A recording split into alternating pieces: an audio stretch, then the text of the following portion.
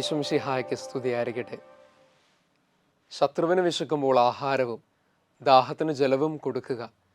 സുഭാഷിതങ്ങളുടെ പുസ്തകം 25-ാം അധ്യായം 21-ാം വാക്യം. ഈശോയിൽ സ്നേഹം നിറഞ്ഞവരെ, ഞാൻ ക്ഷമിക്കുന്നു എന്ന് മുഹമ്മദ് അലിയെ നോക്കി വിശുദ്ധ ജോൺ പോൾ രണ്ടാമൻ മാർപ്പാപ്പ പറഞ്ഞപ്പോൾ ഹൃദയം തൊട്ട വേദനയും ആഴമേറിയ ക്ഷമയും കൊണ്ട് ജീവിതത്തിലേക്ക് ഒന്നുകൂടി തിരിച്ചു വരുവാൻ അലിക്ക് ഒരാഗ്രഹം തോന്നിയ കാഴ്ചയാണ് ചരിത്രം കണ്ടത്. കഠിന പാപിയുടെ പോലും കരളലിയിച്ച് ക്ഷമയിലേക്ക് നയിക്കുന്ന ദൈവദൂതൻ കടന്നു വരുന്ന കാഴ്ചയാണ് അവൻ കണ്ടത്. നമ്മെ സ്നേഹിക്കുന്നവരെ സ്നേഹിക്കുവാൻ സന്തോഷമാണ്, അത് എളുപ്പവുമാണ് അല്ലേ?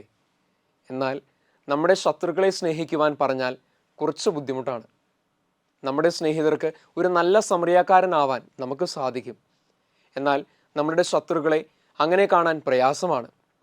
സ്നേഹത്തിൽ ക്ഷമയ്ക്ക് വലിയ വില നൽകിയ മിശിഹായുടെ സുവിശേഷ വാക്യങ്ങളെ നമുക്ക് ധ്യാന വിഷയമാക്കാം.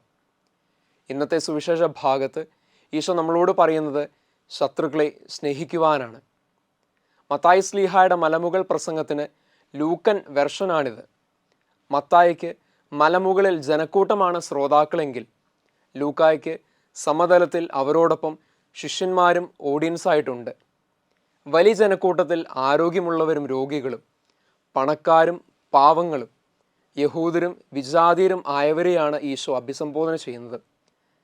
ശ്രോതാക്കൾ എന്ന വിളിയിലൂടെ ഈശോ ഇവരോട് കേവലം കേൾക്കുവാൻ മാത്രമല്ല, അതിനപ്പുറം പ്രവർത്തിക്കുവാനും കൂടിയാണ് ആഹ്വാനം ചെയ്യുന്നത്.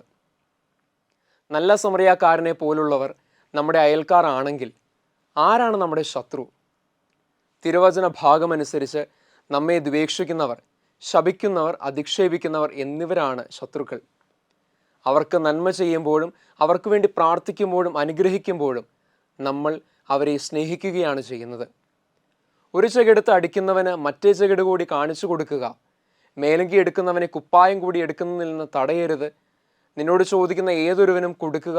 നിന്റെ വസ്തുക്കൾ എടുത്തു കൊണ്ടുപോകുന്നവനോട് തിരികെ ചോദിക്കരുത് എന്ന് ഈശോ പറയുമ്പോൾ അത് അക്ഷരം പ്രതി അനുസരിക്കണമെന്നല്ല, മറിച്ച് തിന്മയെ തിന്മ കൊണ്ട് നേരിടാതെ നന്മ കൊണ്ട് നേരിടണം എന്നാണ് ഉദ്ദേശിക്കുന്നത്.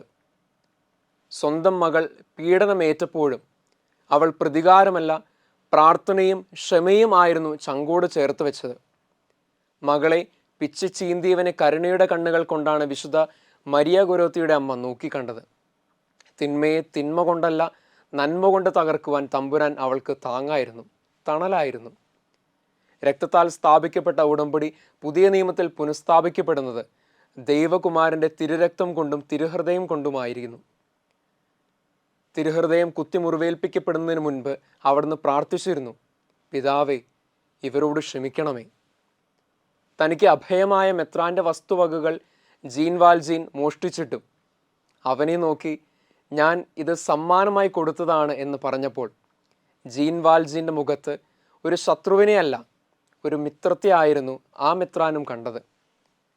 തിന്മ നിങ്ങളെ കീഴടക്കാതിരിക്കട്ടെ, തിന്മയെ നന്മ കൊണ്ട് കീഴടക്കുവിൻ എന്ന വചനം നമ്മളോട് ചോദിക്കുന്ന ചോദ്യം ഇതാണ്. നമുക്ക് മറ്റുള്ളവരോട് ക്ഷമിക്കുവാൻ സാധിക്കുന്നുണ്ടോ? എല്ലാവരോടും പൊറുക്കാം, സ്നേഹത്തോടെ മറക്കാം. ഇവിടെയാണ് പഴയ നിയമത്തിലെ ജോസഫ് വ്യത്യസ്തനാകുന്നത്. തൻ്റെ സഹോദരങ്ങളും സാഹചര്യങ്ങളും തന്നെ തള്ളിപ്പറഞ്ഞ് പൊട്ടക്കിണറുകളിൽ ഉപേക്ഷിച്ചപ്പോഴും പരാതി പറയാതെ നിരുപാധികം അവരോട് ക്ഷമിച്ചവൻ. അക്കാലത്ത് അവനുണ്ടായ കുഞ്ഞിനെ ദൈവം സകലതും മറക്കുവാനും പൊറുക്കുവാനും കൃപ തന്നു എന്നർത്ഥമുള്ള മനാസെ എന്നാണ് വിളിച്ചത്. തുടർന്ന് പിറന്ന കുഞ്ഞിനെ ദൈവാനുഗ്രഹം എന്നർത്ഥമുള്ള എഫ്രായിം എന്നും വിളിച്ചു. പ്രിയപ്പെട്ടവരെ, മറക്കുവാനും ക്ഷമിക്കുവാനും നമുക്ക് ആകുമെങ്കിൽ നമുക്കും ദൈവകൃപയുടെ കലവറകൾ അവൻ ഉറപ്പായും തുറന്നു തരും, തീർച്ച. നമുക്കും ഈ ദിവസം മിശിഹായുടെ അനുഗ്രഹത്തിനായിട്ട് പ്രാർത്ഥിക്കാം. അരികിലുള്ള അപരൻ്റെ അയോഗ്യതകളെ, സഹോദരൻ്റെ കുറവുകളെ പരിഗണിക്കാതെ അവനെ അടുപ്പിച്ചു നിർത്താം. ഒപ്പം നമ്മുടെ കുറവുകളെ കർത്താവിന് അർപ്പിക്കാം. അവൻ നമ്മെ പിതാവിനെ വിളിച്ചു പഠിപ്പിച്ച പ്രാർത്ഥനയിലും ക്ഷമയും സ്നേഹവും കാതലാണെന്ന് മനസ്സിലാക്കി അത് മറക്കാതെ മുന്നേറുവാൻ, സ്നേഹപിതാവിൻ്റെ മക്കളാകുവാൻ മിശിഹ നമ്മെ അനുഗ്രഹിക്കട്ടെ. ആമേൻ.